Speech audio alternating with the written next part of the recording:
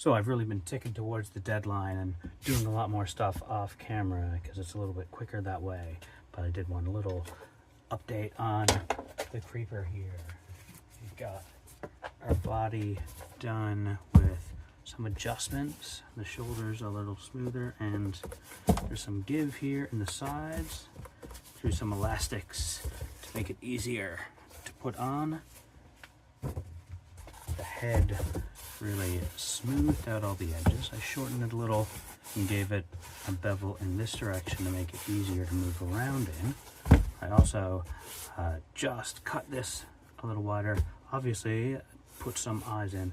These are just masking tape and electrical tape here that I put in just as like a visual reminder of where these things are supposed to go, and that really kind of helps it come together. I also put a bunch of extra spacing in here to try and help it fit correctly. It's kind of really similar to what I did with the creeper head years ago, and there's probably going to be another layer here, and then an elastic band to kind of keep it on the head. Some more of these triangles to support. Who knows, I've still got to test fit that on his head with the latest additions. Together, two of them look kind of cool, I think.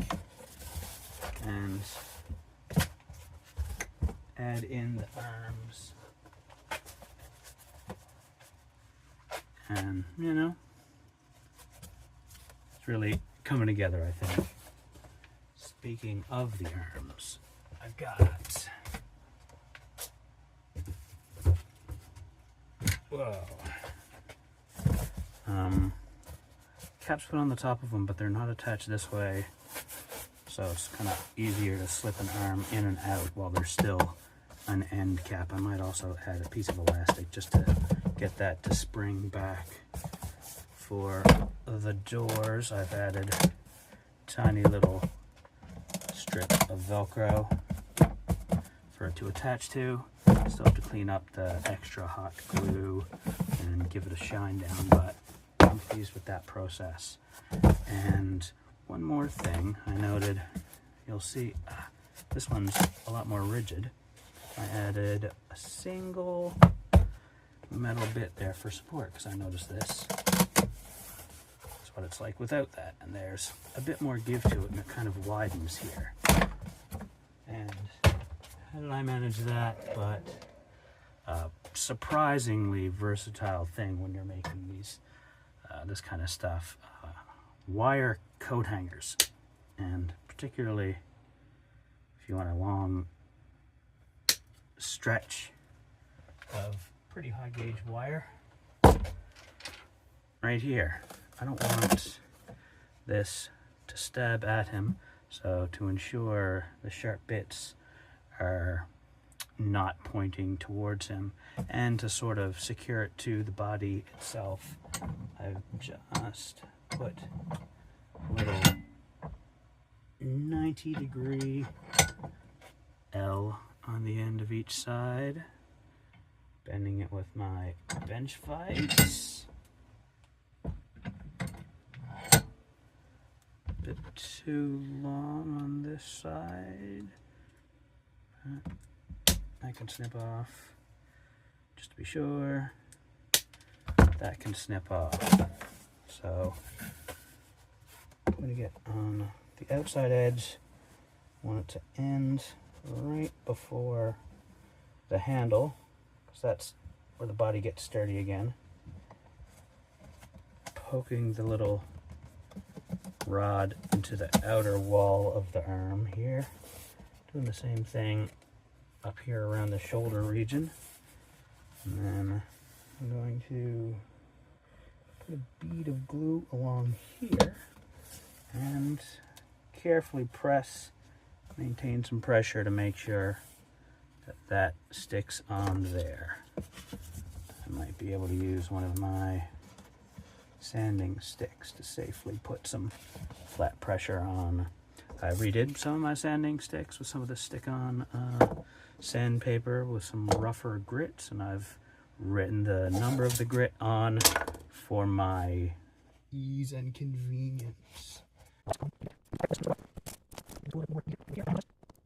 but in the end, something that provides a lot more stability to that arm so it doesn't end up just kind of bending halfway through the day.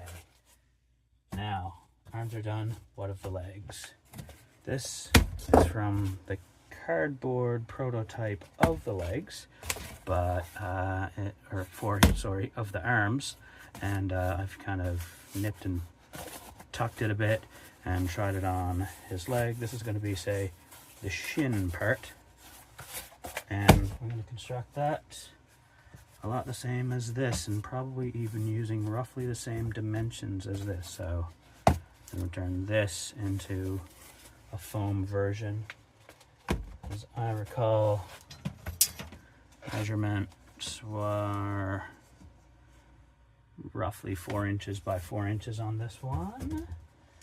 I believe it was a bit above 4 on the cardboard version. And I need the shin part to be at least a foot long.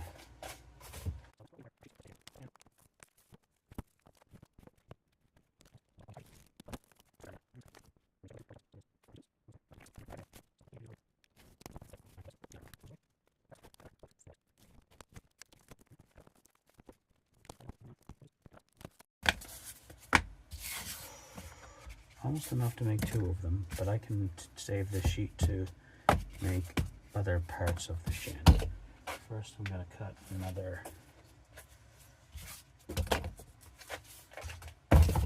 like this.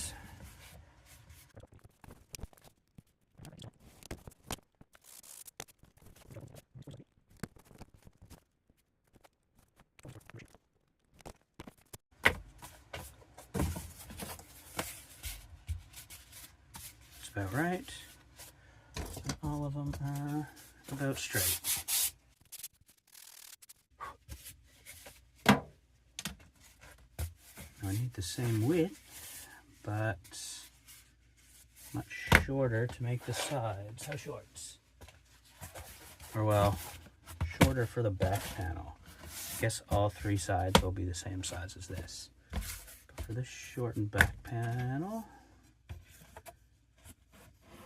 the ankle, about 6.5.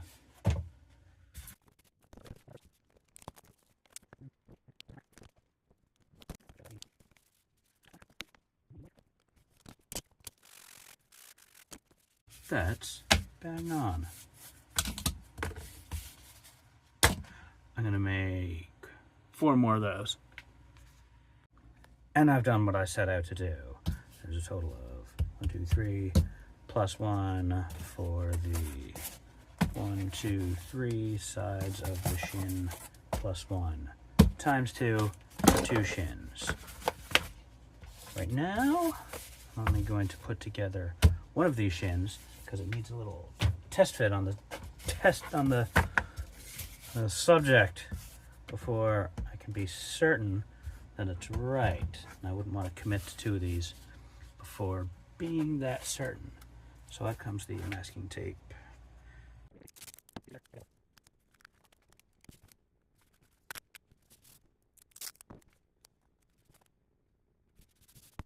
This one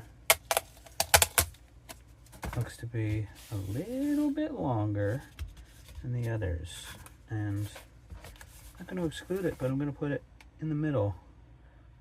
Because if one panel should be longer than the others, it's the most prominent one on front, I think.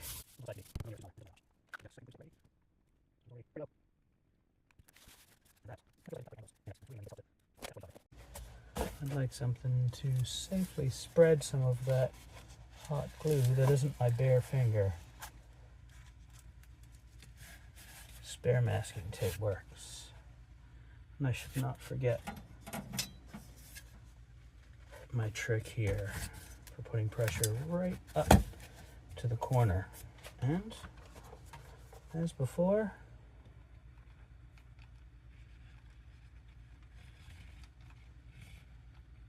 no reason not to rush.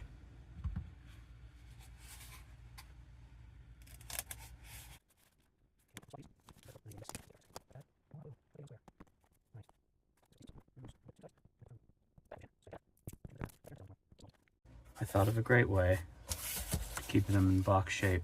Put them in a box.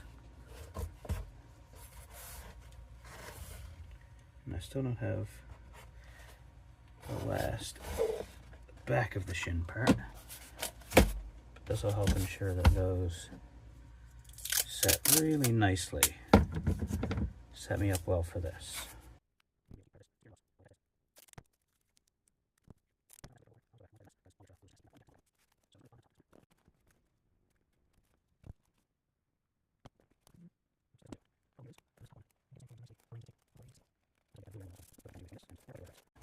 Alright, this should be a fantastic way to keep all those angles though.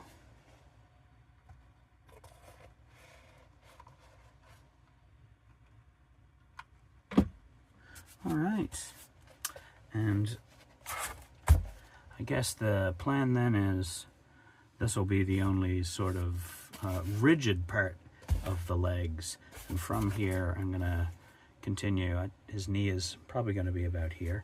Might end up having to cut a bit of a circle here for a boot or shoe to fit through more nicely, but the parts above this are going to continue to be sort of this blocky stuff, but not making a full box, you know. It's going to be kind of noodly in places. That will let him walk properly. Because as someone who's made many restrictive Halloween costumes, I tell you, mobility is definitely a big concern. And I think that's a good spot to stop for the evening. All right.